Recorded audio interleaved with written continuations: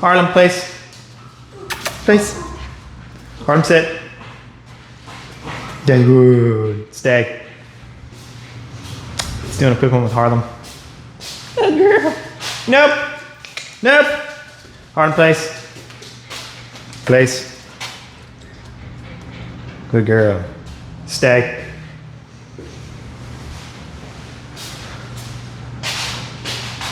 Oh my goodness. She's super excited. She's a good girl. Stay. Here's Marty. Yeah? Yes! Break! Good! Hi, Gunner. Thank you. Place. Harlem, sit. Good girl. Place. Just doing a few little reps this morning. Or actually, it's not the morning, it's the afternoon, I think. Good. Oh, also, maybe you know who I am. Have I had any videos recently? Yeah, you've seen me a few times. I'm Kelton, just in case. And this is Harlem. What is that? What are you doing with that tongue? Ugh. I don't have any treats for you. Wait a second. Stay. Place. Got my treat, left my treat pouch outside. Stay. Just gotta get it out of the fridge. We have a little outdoor fridge out here. It's good. Yes! Good girl. Break! Come on! Yes! Break! Ooh, yeah! You want one? Ooh! Yeah, good! Oh my gosh! Oh my gosh! Anyway, thought I'd do a little random recording while we're hanging out here. Oh, yeah. You're just wet. You're a little wet, huh? She's a little bit wet. Good girl. You wanna go play outside? You wanna go play outside? Yeah, good on. Sit. Gunner. It's gonna be okay. Yeah. You may remember Gunner from one of our recent videos. He's chilling right now. We have him. You want one, Gunner? You want a treat? Yes. Oh, that's a good treat, Gunner. We have Gunner chillaxing in here right now. I'm about to take him out and put him on the cot in a second. But we found that it's good with our nervous dogs. Like Christian was talking about before, you know, we integrate them with other dogs. We integrate them with other people. Doing that really helps them to like slowly feel better about life and be happy and just, you know, learn how to dog. We don't want to like constantly put a dog in obedience. We don't want them like, oh, sit, stay, heel, place, down, you know, just like all the time.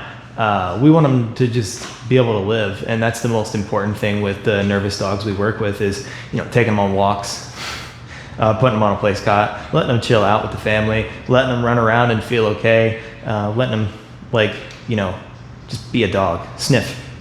That's one of the most important things with a nervous dog. I don't know why I'm talking about Gunner now, but with a nervous dog, you want them to sniff. You want them sniffing stuff, you want them walking around, looking around, just being an idiot. That's all we want from nervous dogs especially. Like, we're gonna teach them obedience stuff, right? But even more like crucial, before we even get to the obedience part, we gotta get them doing dog stuff. They just gotta be doing dumb dog stuff. Think about your dog. Maybe your dog's lazy. Maybe your dog is a goofball. Most dogs are goofballs at some level. You just want them doing idiot dog stuff. They're running around. They're jumping all over the place. They're smelling things. They're looking for treats, looking for balls to be thrown. They're just doing stuff, living life. I don't want them like standing here looking up at me all the time. It's good that they, you know, check in sometimes, especially if you're out on like a long leash walk or something like that. Like, actually, let me show you, because like, other than like, you know, you'll see in some of our videos we might use like a 6-foot leash. So it's a leash like this. You'll see us use this a lot. I think I just put up a video recently that I show a little bit about how to hold it, like with a thumb lock, and then how you can be a leash ninja. Something I learned from this one trainer a while back. Actually, it's a pretty cool site called K91. It's spelled K and then a 9-1. Pretty cool site. Check it out. A lot of free information on there. But yeah, I learned how to do a thumb lock, like a finger lock. So we use these kinds of leashes, fairly frequently. We'll use a 6 foot and do like a thumb lock, or you might not be able to see. This is like a finger lock. Might use that. Hold it like this, and the end is on the other end of the dog. Or the thumb lock. You start with the thumb through there, put it on like that, and then again, nice and tight. But then you can like easily let it out and stuff. Pretty cool.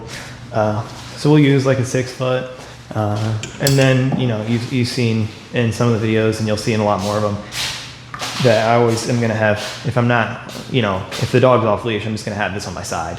This goes out 16 feet. We use the extreme Flexi just because it lasts longer, and it's got this like thing where it lets you pull it out, but it's got this extra rope at the end that doesn't go into the Flexi, because we want to not have issues with our Flexi leads, because all of our trainers have Flexi leads.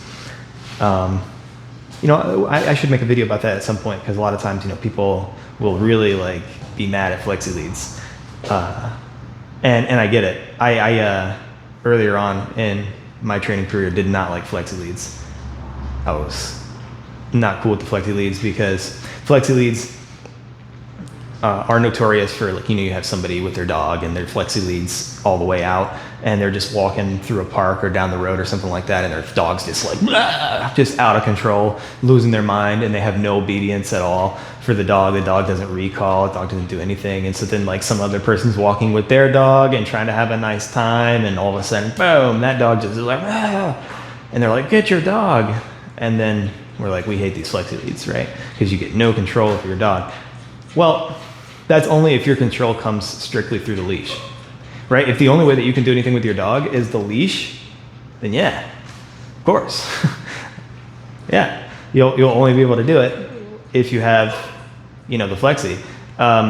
You'll only be able to do it if you have your dog like boom right here on the Flexi, or on like a long line, or on that 6 footer. But most of the time it's going to be like, okay, yeah, you got to put them on a 4 foot leash or on a 2 foot traffic leash. You got them right here, boom. And don't let them go anywhere. Okay. That's only true if the only way that you can control your dog is with a leash. If you can just talk to your dog and your dog listens to you, like your dog should when they go home from our program, for instance, they should be off leash reliable, or when they, if you're able to like work with your dog yourself and do some training with it, maybe watch some YouTube videos or something like that and learn some stuff, or read a book. But whatever you end up doing, good girl. Oh my gosh, did you forget about me? No, you're not. Good job, baby. Place, just stay. Good girl. As you're learning to do it, and your dog's listening to you, and they'll recall, and they'll like walk with you, and just like a nice loose leash walk, and you have like a system with them. You can tell them like, oh, let's go, or do this, do that, and they pay attention to you, they like you, they want to like engage with you and stuff. Then a Flexi is just as good as anything else. Hi, Gunner. I know. Right after this video, I'm getting you out. Don't worry. I might even record it. It's gonna be okay. But the whole point I'm trying to make is that you don't have to have any hate for Flexi leads if your dog listens to you, because then it doesn't matter, because they'll come back to you anyway. Especially if they're e-collar trained, right? Which you guys like my e-collar holder. Anyway, Harlem's doing good. We got Gunner over here. Probably get Gunner out in a little bit, and you'll get to meet more of our team in the near future, like other than just a picture on the website. And as well, you'll get to see like more about how we train. We want to be, we kind of want to set a new standard for like transparency. We want people to see, what we do with their dogs, what we do with training with their dogs, because sometimes, people worry like, oh, what are they doing to my dog? Being nice to it, petting it. you know, pugging it, giving them treats, playing with them in the backyard, hanging out with them in here while we watch TV. That's what we're doing with them. And yeah, I mean, we use like a versatile sometimes. We use e-collars, and you know that when you sign up with us, and we use prong collars when it's necessary. But you know, we don't want to hurt dogs. We don't want to mess with them. We want to have fun with them. We just want them to be a dog, but we want them to listen to us, and we want them to listen to you. So yeah.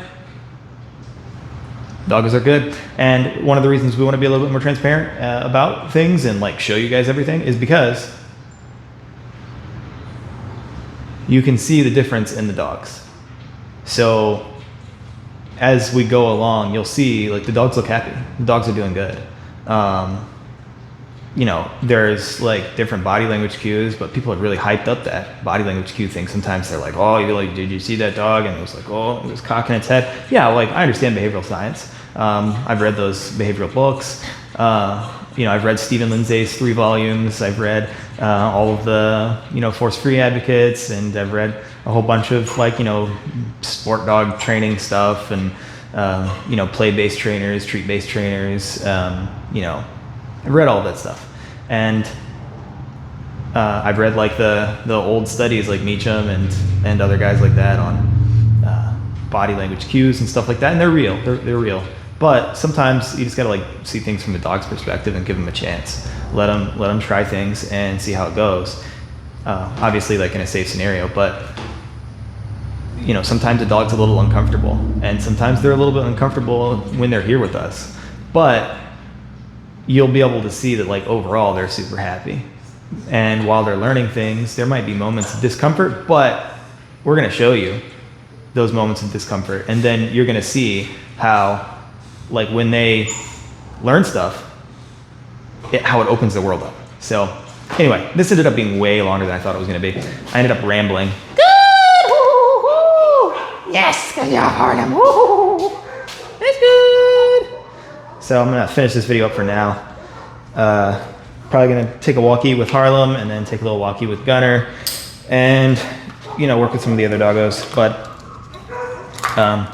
yeah, just expect a lot more transparency, and we're gonna show you stuff.